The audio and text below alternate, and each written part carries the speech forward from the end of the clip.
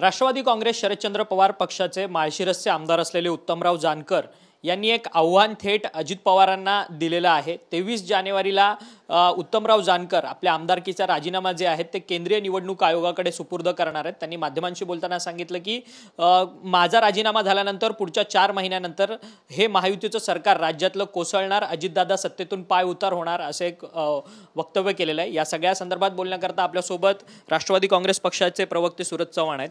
या वक्तव्याकडे कसं पाहता, कारण की राजीनामा देणार आहेत उत्तमराव जानकर, ईव्हीएम मुळे जिंकून हे महायुतीचं सरकार आलेलं असं त्यांचं म्हणणं आहे, परंतु माझा राजीनामा झाल्यानंतर अजित पवार 4 महिन्यात सत्तेतून पाय उतार होतील। माझं उत्तमराव जानकराला खुलं आव्हान आहे की त्यांनी आमदारकी टिकवून दाखवावी। कारण उत्तमराव जानकरांनी जी जात वैधता प्रमाणपत्र आहे ते बोगस दिलेले, त्यांनाही माहिती आहे त्यांची आमदारकी जाणार आहे, कारण त्यांनी एका जातीचा जो त्यांचा दाखला आहे तो बोगस दाखवून याच्यावरती अतिक्रमण केलेलं आहे। उत्तमराव जानकराची अशीही आमदारकी जाणार आहे, त्यांनी या जाणाऱ्या आमदारकीचा इव्हेंट करण्याचं काम ते करतायत। उत्तमराव जानकरांमध्ये हिम्मत असेल तर त्यांनी आमदारकी पदावर राहावं, टिकवून दाखवावं, कारण त्यांनाही माहिती आहे जर ते आमदारकीच्या पदावर राहिले तर त्यांची आमदारकी अशी जाणार आहे, त्यानंतर त्यांच्यावरती गुन्हा दाखल होणार आहे। त्यामुळं हे सगळं ईव्हीएमच्या खांद्या म्हणजे डोक्यावरती खापर फोडून कुठंतरी त्या गुन्ह्यापासून लपण्याचा प्रयत्न हे जानकर करतायत। त्याच्यामुळं जानकराला माझं खुलं आव्हान आहे की तुम्ही तुमची आमदारकी टिकवून दाखवावी। परंतु सातत्याने उत्तमराव जानकर जे आहेत ते ईव्हीएमच्या संदर्भातले भूमिका मांडतात, विरोधातली भूमिका मांडतात। ते म्हणतात की महायुतीचं हे सरकार ईव्हीएमच्या मॅनेजमुळे आलं, ईव्हीएम मॅनेज होतं त्यामुळे महायुतीचं सरकार सत्तेत आलं। कदाचित उत्तमराव जानकरांना त्यांच्या पक्ष नेतृत्वाने काय बोललं हे माहीत नसेल। सुप्रियाताई ईव्हीएम बद्दल काय बोलल्या हे उत्तमराव जानकरांना सुप्रियाताईकडनं माहिती घ्यावी, मग ईव्हीएमवरती प्रश्न चिन्ह उपस्थित करावेत। माझं जानकरांना खुलं आव्हान आहे, तुम्ही ईव्हीएम साठी लढत नाही, तुम्ही लढताय गुन्ह्यामधून वाचण्यासाठी। तुम्ही जो जात वैधता प्रमाणपत्र आहे ते खोटं दाखवलेले, एका बोगस प्रमाणपत्राचा सहारा घेऊन तुम्ही आमदारकी मिळवल्या आणि त्यानंतर आपल्यावरती गुन्हा दाखल होणार आहे या भीतीपोटी हे सगळं ईव्हीएमचं चित्र ते उभा करतायत। ह्याच्यामध्ये उत्तमराव जानकरांचा ईव्हीएमचा दुरान्वय संबंध नाही। जर जानकरांना ईव्हीएमवरती प्रश्नचिन्ह असेल तर निवडणूक आयोगामध्ये, सुप्रीम कोर्टामध्ये लढाई लढावी, पण आमदारकी पदावर राहून लढावी। असं पळवाट काढू नये। तुम्ही तुमच्यावरती गुन्हा दाखल होणार आणि तुम्ही जे काही बोगस जात वैधता प्रमाणपत्र वापरले त्याच्यासाठी तुम्ही जेलमध्ये जाणार, जेलमध्ये जायची तयारी जानकरांनी ठेवावी। 2 दिवसांपूर्वी तुमचं शिबिर झालं राष्ट्रवादी काँग्रेस पक्षाच्या शिर्डीमध्ये। धनंजय मुंडेंचं भाषण मुख्यत्वे चर्चेत राहिलेलं आहे, कारण की धनंजय मुंडेंनी एक महत्त्वाचं एक विधान गौप्यस्फोट केलेला आहे की 2019ला पहाटेचा शपथविधी जो आहे तो एक षडयंत्राचा भाग होता आणि त्याला शपथविधीला नका जाऊ असं मी सांगितलेलं। त्याला तुमचे प्रदेशाध्यक्ष सुनील तटकरे हे देखील साक्षीदार होते असं त्यांचं म्हणणं आहे। तुम्ही देखील 2019ला जवळ होता दादांच्या। संपूर्ण नक्की नेमकं कुणी फसवण्याचा प्रयत्न केला अजितदादांना? काही लोक जे या कटामध्ये सामील होते, जे या षडयंत्रामध्ये सामील होते की 2019च्या वेळी अजितदादांना पुढे केलं आणि पाठीमागून निघून गेले, ती लोक आजही आमच्या सोबत नाहीत, ती लोक तिकडेच राहिलेले आहेत। म्हणजे हे जे षडयंत्र रचणारी लोक होती ते आम्हालाही ओळखू आले। त्यानंतर ज्यावेळेस दुसरा आम्ही शपथविधी घेतला त्यावेळेस त्यांना आम्ही कुठे इन्व्हाइट केलं नाही। आजही षडयंत्र रचणारी लोक तिकडेच आहेत आणि त्याचा आम्हाला आनंद आहे।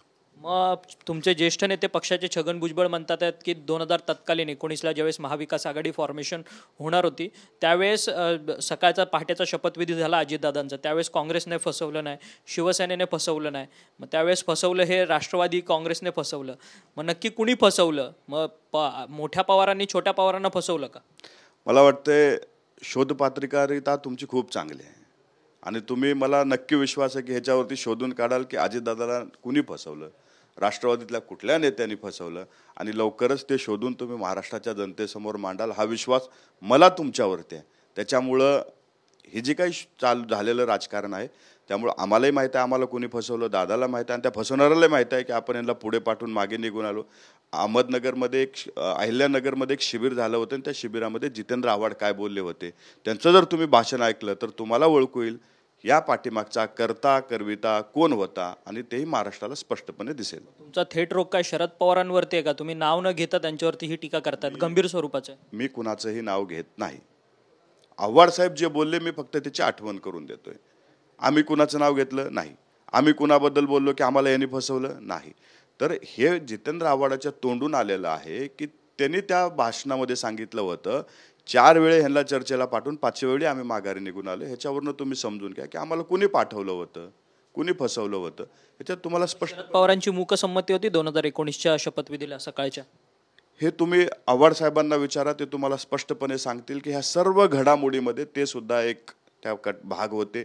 ज्यावेळेस भारतीय जनता पार्टीला पाठिंबा द्यायचं ठरलं होतं, पत्रावरती सह्या करायची ठरली होती, तेव्हा जितेंद्र आव्हाड, रोहित पवार या सर्वांनी सह्या केलेल्या आहेत. म्हणून त्याच्यामुळं पाठिंब्या पत्रावर सह्या करायच्या, पाठीमागं निघून जायचं हे कुणी केलंय हे आव्हाड साहेब तुम्हाला स्पष्टपणे सांगतील. एक शेवटचाच प्रश्न, तुमच्या पक्षामध्ये मंत्री नाराज आहेत का? ज्या पद्धतीने आता पालकमंत्र्यांचं वाटप झालं, शिवसेना आणि भाजपच्या अनेक नेत्यांना त्या जिल्ह्याचं, स्थानिक जिल्ह्याचं पालकमंत्रीपद मिळालं. ह्या तुमच्या राष्ट्रवादीमध्ये अजित पवारांना सोडून इतर जे तुमचे मंत्री आहेत त्यांना इतर जिल्ह्याचं पालकमंत्रीपद मिळालेलं आहे. स्वतः मुश्रीफ जे मंत्री आहेत त्यांनी सांगितलं की मी या संदर्भाचं मत जे आहे ते अजित पवारांकडे व्यक्त केलंय. हा महायुतीमध्ये राष्ट्रवादीसोबत होणारा दुजा भाव आहे का? नक्कीच ह्याच्यामध्ये काही लोकांना जी स्वतःच्या जिल्ह्याऐवजी दुसरा जिल्हा पालकमंत्री म्हणून काम करण्याची संधी दिलेली आहे, त्याबद्दल आम्ही मुख्यमंत्र्याकडे आमची वरिष्ठ पातळीवरती चर्चा होईल.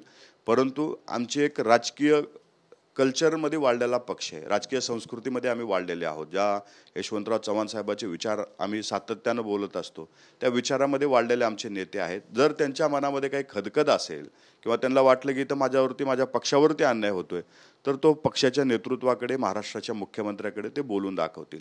रस्त्यावर येऊन टायर जाळणार नाहीत किंवा मित्रपक्षाच्या नेत्यावरती अभद्र टीका टिप्पणी करणार नाहीत. ही कल्चर कुणाचं आहे तर तुम्ही काल 2 दिवसापूर्वी पाहिलेलं आहे. ही अशी लोक जर सत्तेत असतील किंवा सत्तेत मित्रपक्ष म्हणून असतील तर अशा यांच्या वर्तणुकीमुळं, अशा यांच्या वागणुकीमुळं महायुतीमध्ये मिठाचा खडा पडू शकतो. आणि जर तुमचे काही प्रश्न असतील, तुमच्या काही एखाद्याबद्दल मत असेल तर ती तुमच्या वरिष्ठाकडे मांडा. असं जर माध्यमाच्या समोर येऊन मांडाल तर त्याला जशाच तसं उत्तर द्यायची आमची पण तयारी आहे. परंतु त्यांचे वरिष्ठ नेते तर मात्र त्यांची पाठराखण करताना पाहायला मिळतात. त्यांचे वरिष्ठ नेते म्हणतात की जर त्यांनी पालकमंत्री पदाच्या संदर्भात वक्तव्य केलं असेल तर त्यात गैर काय, ते गेले अनेक वर्ष आमदार म्हणून त्या जिल्ह्यामध्ये काम करतात. पालकमंत्री मागणं गैर नाही, पालकमंत्री न भेटल्यावरती कृती जी केली आहे ती गैर आहे. त्यांनी जी मित्रपक्षाच्या नेत्याबद्दल अभद्र टिप्पणी केली आहे ती गैर आहे, त्याच्याबद्दल आम्ही बोलतोय. परंतु नेते तर समर्थन करतात ना, त्यांचे वरिष्ठ नेते त्यांच्या या सगळ्या गोष्टीचं समर्थन करताना पाहायला मिळतात. सांगावं शिंदे साहेबांनी की भरत गोगावले, महेंद्र दळवी, महेंद्र थोरवे यांनी जी काही भाषाचा प्रयोग केलेला आहे त्याचं समर्थन करतायत. मग त्या पद्धतीची भाषा आम्हालाही वापरता येईल. आम्ही शांत आहोत, संत नाही. आम्हाला जशाच तसं उत्तर देता येतं. फक्त आम्ही महायुतीचा धर्म पाळतोय, महायुतीचा धर्म आम्हाला पाळायचा आहे. त्यांच्या जर काही अडचणी असतील तर तिन्ही नेत्यांनी बसून सॉल्व्ह केल्या पाहिजे. रस्त्यावर उतरून जर करत असेल तर जशाच तसं उत्तर राष्ट्रवादी काँग्रेस पक्षाकडनं दिलं जाईल. धन्यवाद, तुम्ही आमच्याशी बातचीत केली. उत्तमराव जानकर जे राष्ट्रवादी काँग्रेस शरदचंद्र पवार पक्षाचे आमदार आहेत, त्यांचं जात प्रमाणपत्राचं निकाल जो आहे तो कोर्टाकडनं त्यांच्या विरोधात लागू शकतो. त्यामुळे ते सगळं खापर जे आहे ते EVM वरती फोडतात आहेत असं मत जे आहे ते सूरज चव्हाण यांनी आपल्याशी बोलताना व्यक्त केलेलं आहे. व्हिडिओ जर्नलिस्ट मनीष विचारेसह अक्षय मंकणी, TV9 मराठी, मुंबई.